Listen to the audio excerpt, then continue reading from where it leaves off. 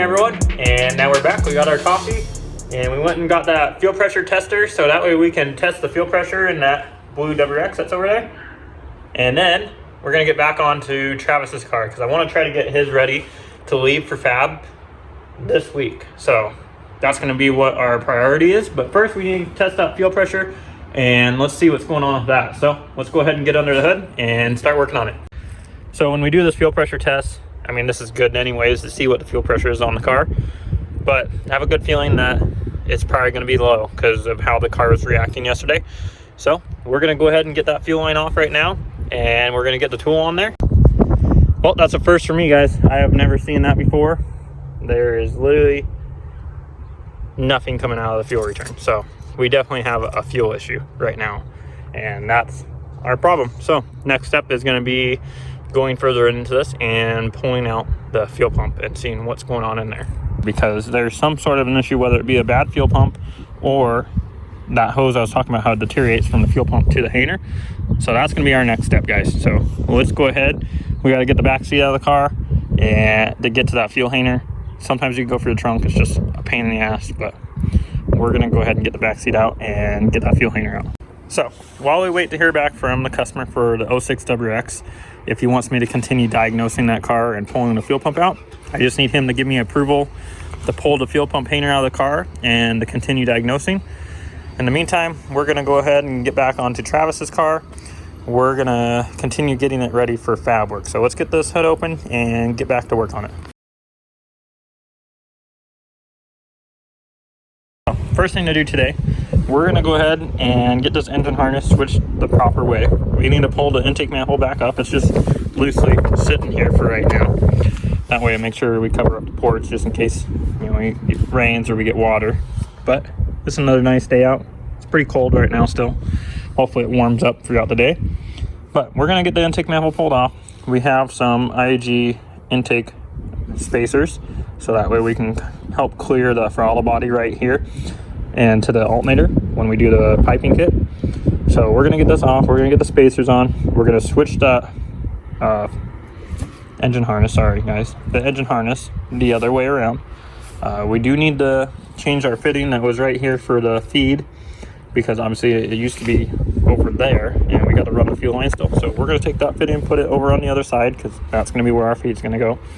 We're going to get this intake manifold pulled off, put the spacers on, and then we'll be able to bolt the manifold down and start routing stuff to make sure this car is ready for FAB. So let's go ahead inside and get those spacers, get this intake off, pull the harness off, and get it ready. For those wondering which spacers we're using here, we would use the torque solution ones too, but they were out of stock. So we got the IAG, you can see here, 8 millimeters. That's going to space that intake up enough that it'll help for this going over that alternator, our clearance for that intercooler pipe. So this is what we'll be using here to put on. So get that on, put these on. So we got that harness switched, and something I did forget to mention, on a lot of the times when you rotate the manifold, you do need to, sorry, I know the sun's blocking here, I'll try block. You do need to rotate the throttle body. I have made it work where it was just a standard location, and you just have to grind a lot out of that brace that sits there. So we're going to see what kit we have. We have the Torque Solution front facing intake manifold kit, and I've never used their kit before. Now if it gives us another bracket to put here, which I don't think it does, then we would be able to turn the throttle body and leave it normal. But we'll see what kind of kit we're working with. Before we put this back on though, we need to go ahead and get that IAG AOS on the car. And you can see there I got spacers on. So those are all on. And then don't worry about this. We're going to be cleaning up all these hoses.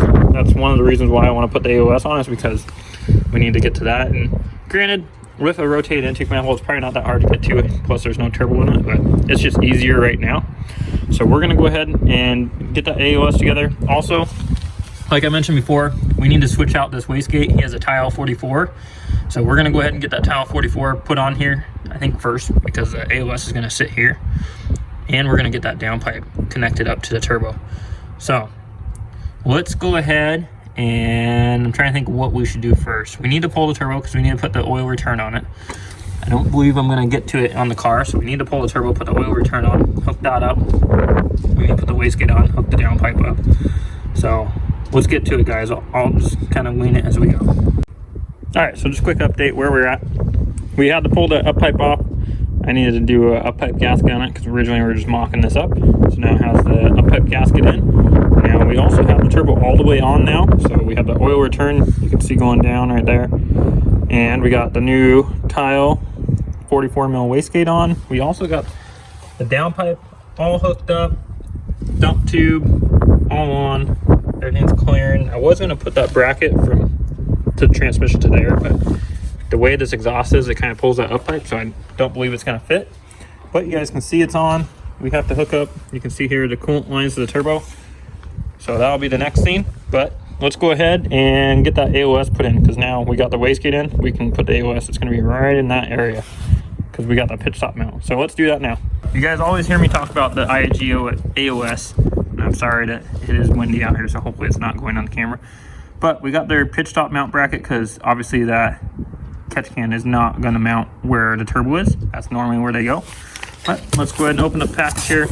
This is all I run on my customers' cars is the IAG AOS. And we only run the competition series. So let's get this out of the box. Had to sit that there so it didn't blow away because it is windy. Let's get this out of the box, get that pitch stop mount assembled, and mount this. We got that IAG AOS mounted. It's on the pitch stop, as you can see right there. I know we're getting that damn glare again. But there she is, she's mounted up. Now we're just gonna figure out how we're gonna do our hoses, because we gotta run coolant to that turbo. So we're gonna pretty much do a big loop. This car, and most cars that I deal with, I delete that stupid reservoir that goes over here. Hate that thing. So we take and we're gonna run our water pump line up here, and that's gonna run up, connect to one of these for the AOS. Then the AOS is gonna go to the turbo, and turbo is gonna go to the back of the head. So that way we're just doing one big loop, but that's how I hook them up. So now we're gonna go ahead and probably get this back on the block. You guys can see here there's a center breather port. Usually there's a black pipe assembly that runs here, but this car obviously doesn't have one. So we need to get that back on and run that to the back of the head breathers.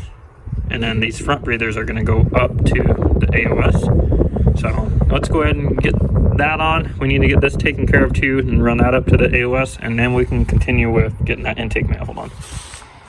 So jumping a bit forward here, and hopefully you guys don't have too much of that wind. I'm trying to get it blocked.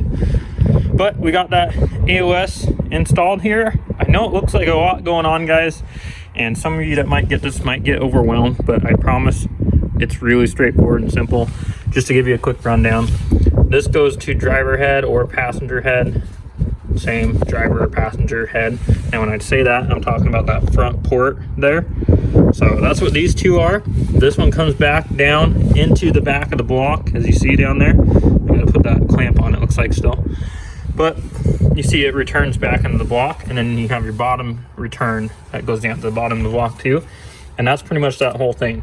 Then we just have our coolant, which like I said, we're doing a kind of a loop system. So it goes up underneath, goes into the turbo, comes out of the turbo, and then goes back down in the bottom of the head. And then our other one coming from the catch can right here is going to come down, and you can see we need to connect it still. I need to go get just a straight through barb connector for this, because this hose that they give us isn't long enough and it has a fitting in it. So it needs to come down and around to the water pump housing right here, and that's how we get rid of that stupid reservoir that's usually there. Also got the vent tube ran down underneath the car. So that's what it looks like. It does look like a lot's going on, but they're pretty straightforward, guys. Don't get too overwhelmed on it. If you do, IAG has a very good instruction manual on the website that you can go ahead and get to. So if you're ever having trouble, just look at that. Let's go ahead and get the intake manifold on now that we finally got everything all ran in the car. We got the intake manifold all in the car, and the wire harness is all hooked up. So next up is to put that front facing intake manifold kit on from Torque Solutions.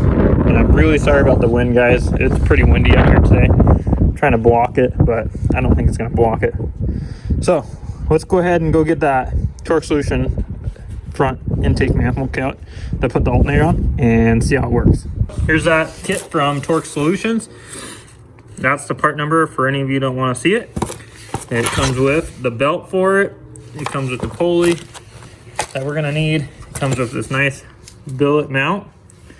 And then it looks like it even comes with instructions. Sweet.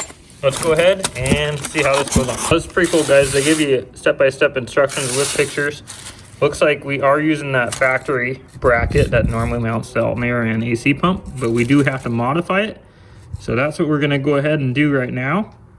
And read through this and figure out what we need to do. So after a bit of modifying, I actually had to do quite a bit of modifying to this, as you guys can see there. So we had to trim this so this would be flat so we could put the alternator on here. So you see it's going to be like this now, and it'll just go right on there. So we had to trim this for that to work, because obviously the AC used to mount on this side of it. But you can see what I've done. I had to trim this off that used to connect to there. I also trimmed down there where we are going to have to hook up the alternator power wire now, so that way it gives us more room. So let's go ahead and get this on the car. There we have it, guys. We are all ready for fab work now. So got that alternator in there. Yeah, I just got to connect one more bolt right there and we'll be good. But try and get the glare out of there for you guys. But everything's good to go. We are ready for fab. I think we're just going to run the intercore pipe from there and out. Will be the best route. Otherwise, it'd look pretty cluttered to go through there. And plus, we have our fuel line there. So pretty sure that's going to just go out there. I'm thinking about taking that now and putting that over there, because the reference line is right there, instead of trying to run a reference all the way across. So that's probably going to go ahead and go over there before it leaves. Or even if it stays there, it doesn't matter. But just give you guys a quick glance here at everything. Came out really good. So the next time you see this, it's gonna have intercoil piping. So, and then we'll be tackling the fuel system in the car, which we have that radium double pumper dual Walbro 450s and run fuel lines. So that will be the next step. Also, just touch base on that. I did reach out to the customer and they told me to hold off for now, and they're not sure if they want me to continue diagnosing it or if they want to come pick it up and do it themselves. So don't know if you guys will get to see the fix for that car, but just to let you know what's going on with it. Yeah, guys, even though it's sunny out today, it's been pretty cold. So definitely, I think I'm just gonna go ahead and end it out here. We got a lot done today. We spent most of the day outside, and the car's all ready to go for fab. So I'm pretty happy about that. We got that all finished up. So now, tomorrow, hopefully we'll have the heads back for Parker's car, so that way we can go ahead and get his short block and motor back together and get that in the car and keep on moving. But just wanted to thank you guys. Please go ahead and like and subscribe. Leave any comments down below if you have any questions, and I hope you guys enjoyed the video.